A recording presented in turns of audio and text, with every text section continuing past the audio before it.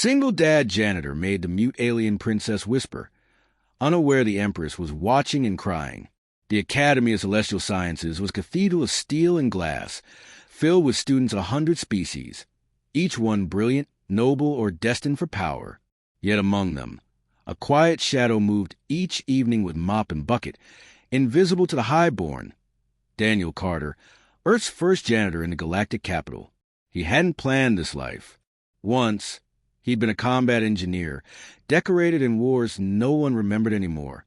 Then came peace, debts, and his little girl Emma. The Academy offered housing and just enough credits to keep her fed. He took it. Daniel worked in silence, pushing his mop down the gleaming corridors while his daughter waited in their small dormitory. He kept his head down. Humans weren't known for greatness here. They were seen as laborers, rough-edged survivors from a backwater world. Yet even among the servants, he was an outsider. That night, while cleaning the amphitheater, he noticed a figure in the shadows. Small, fragile, wrapped in pale silk robes embroidered with star metal thread. Her silver eyes caught the dim light, but her lips never parted. It was Princess Shira of the Zilirians' youngest daughter, the Empress. Born in silence, they said. She had never spoken a word. Her silence was both curse and mystery. Daniel paused. He didn't bow, didn't rush, didn't look away like the others. Instead, he said softly, "Looks like you're hiding too." His voice was rough, weathered, the kind used to lulling his daughter to sleep when nightmares woke her. The princess tilted her head. She didn't flee, didn't summon guards. She simply watched him, and so it began. Each night, she appeared where he worked, sitting quietly, hands folded, eyes following. He would talk, not expecting an answer. He told her about Earth's rivers, about making paper boats with Emma, about patching roofs and the smell of rain on asphalt. He spoke of small things, human things, and though she never replied, her eyes softened, her fingers fidgeted when he made her laugh, silent but real. One evening, Emma slipped into the hall. The little girl, hair messy from bed, blinked at the princess. "Daddy? Who's that?" Daniel froze. But Shira only reached out, touched Emma's hand, and gave the faintest of smiles. That night, the three sat together, janitor, daughter, and princess. What Daniel didn't know was that above, hidden behind a layer of cloaked glass, the Empress herself sometimes watched. She had ordered Shira guarded, pitted, coddled, but never seen her smile. And now, as she looked upon her daughter sitting with a human janitor and his child, something twisted inside her ancient chest. The Empress had armies that bent stars to her will, fleets that ruled half the spiral arm, and yet she could not coax a single word from her daughter. But the human had made her eyes glow. Weeks passed. Daniel noticed the princess had started trying to mimic sounds when Emma wasn't looking. A humming noise, broken syllables, the faintest attempt at breath shaping. He never pressed her, never demanded. He simply encouraged Emma to show her toys, to tell her stories. And the princess listened like it was sacred scripture. Then came the night of the storm. A reactor surge rocked the academy, alarms blaring. In the panic, Emma was lost in the crowd.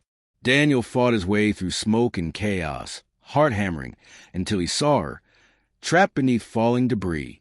He sprinted, ignoring the fire that seared his arm, throwing his body over hers.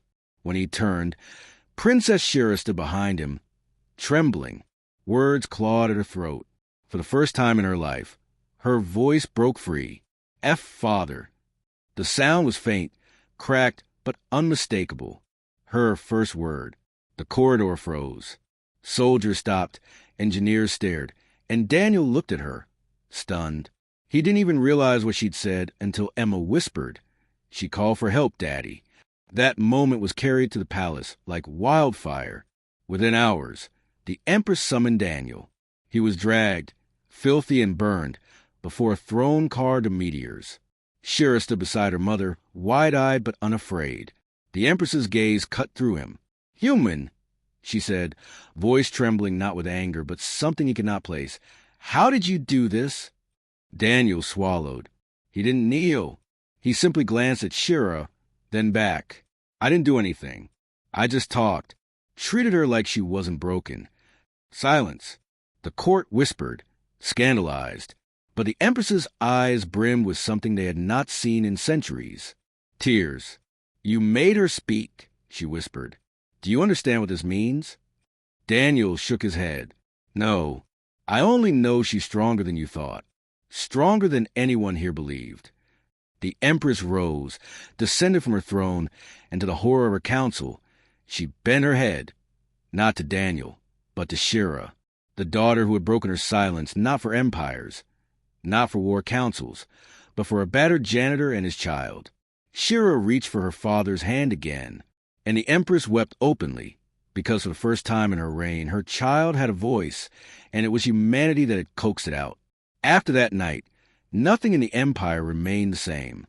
The mute princess whispered words in secret, slowly, carefully, first to Emma, then to Daniel. The Empress would watch, silent tears marking her face, as her daughter spoke. Not to generals, not to nobles, but to a human janitor who had mended what no healer, no sage, no scientist could. And Daniel, single father, forgotten soldier, realized that sometimes the greatest victories in the galaxy weren't won with armies, but with kindness, patience, and the quiet courage to see someone not as royalty, not as broken, but as human. The Empress never told him that his presence had reshaped her empire. She didn't need to. She had seen her daughter whisper. That was enough.